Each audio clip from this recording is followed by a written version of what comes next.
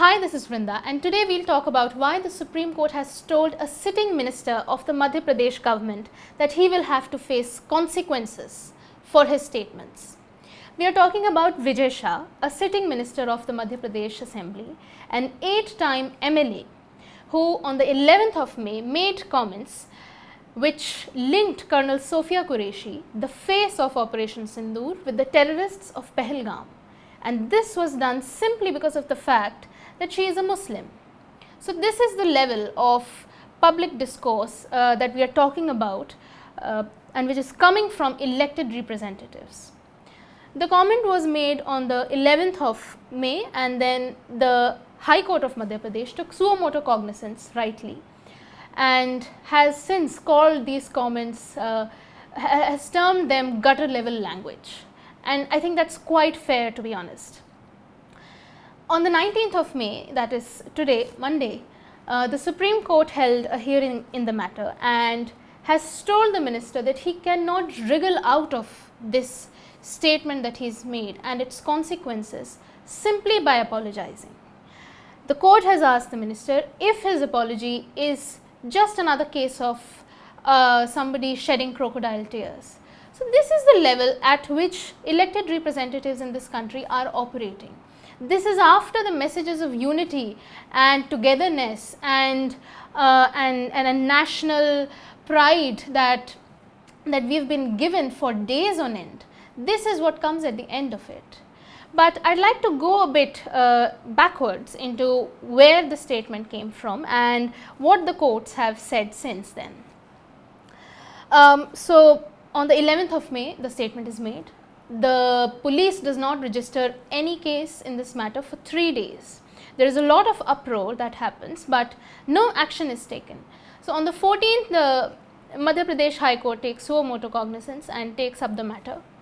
The court comes down upon the police very heavily, and it asks the police to file an FIR immediately within a span of 4 hours.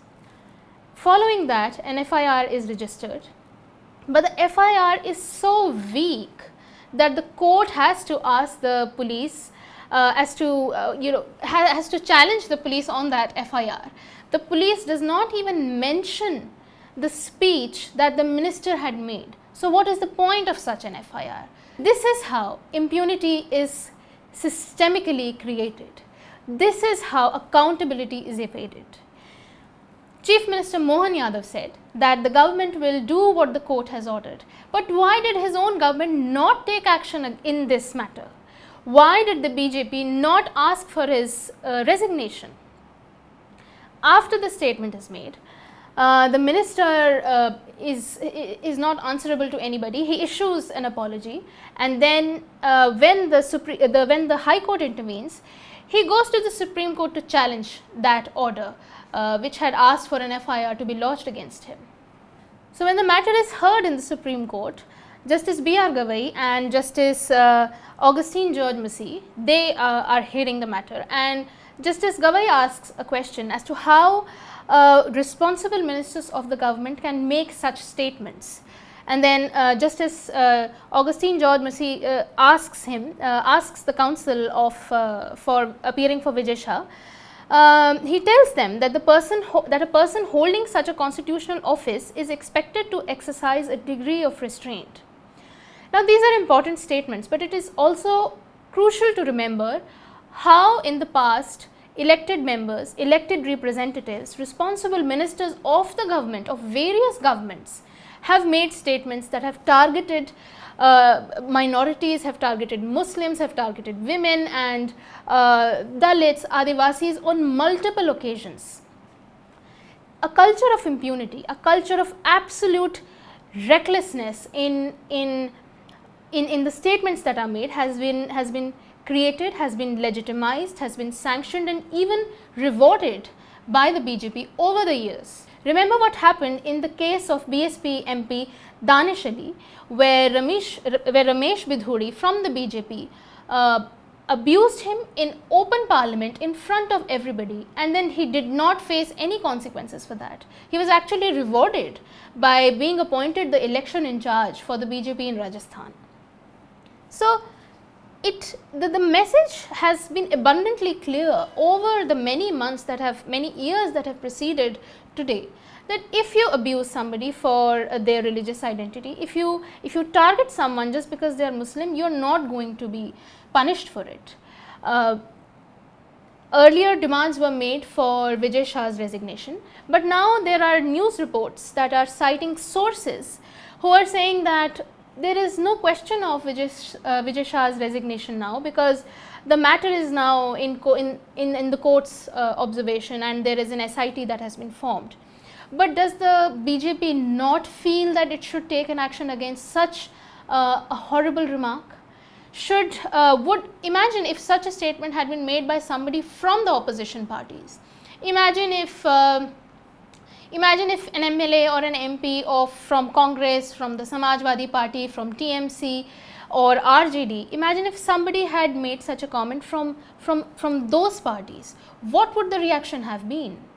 The Godi media channels that we watch would have run big headlines over how this particular mantri, neta, whatever, has made this horrible remark that is completely against the message of unity and togetherness that the country has been standing up for. But now there is complete silence. The Supreme Court has had to now formalize the setup of an SIT that will consist of 3 IPS officers, none of which the Supreme Court has had to mention, none of whom should be part of the Madhya Pradesh police. This is the level of confidence that the Supreme Court has in the state machinery. That is why leaders and ministers and fringe leaders who are actually not really fringe get away with remarks and attacks against minorities, because there is an entire system which ensures that they never see the consequences of their remarks. And such a remark is not a one-off incident, as I said, but it's also important to remember that such remarks pave the way for furthering the targeting of individuals on the basis of their religion. And these targets then don't have to necessarily come from the level of government. They can come from amongst us. These targets then take place in our drawing rooms. They take place in our schools, where children can be abused, where children attack fellow students. Students attack fellow students because of their religious identity, where doctors refuse treatment to somebody just because they are Muslim, where admissions are denied, and where street hawkers and fruit vendors are barred from entering colonies because they are Muslim. It doesn't happen suddenly, it doesn't happen one day. So it's a good precedent, I believe, that is being set, that the Supreme Court has taken such a strong stand against this remark, that the Madhya Pradesh High Court also took a similarly very strong stand in this case. But it is pertinent to remember that this has gone on unchecked for so long that it's not really surprising after a point. And even now, in the case of Vijay Shah, he's been given relief from arrest till the SIT files its report, its status report in the matter, and it remains to be seen what the SIT will find. But think of the fact that when such a statement is made at a time when the country is going through such a tense situation, somebody thinks that they can get away with such a statement. Think of that fact.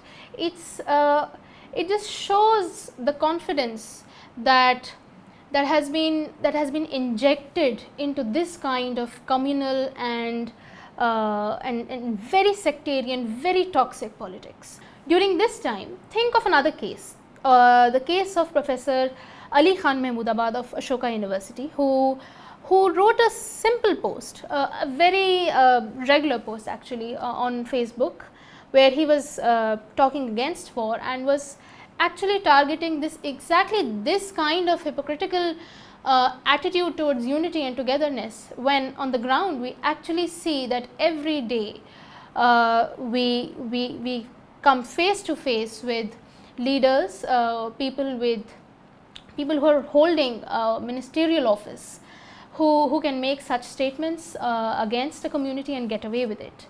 Professor Ali Khan Mahmudabad is currently arrested, and Vijay Shah has not even been asked for a resignation. So this is the state of affairs that we are in. So this is our new channel, Nai Sadak. Please do subscribe to this, and I'll see you soon. Till then, take care. Bye-bye.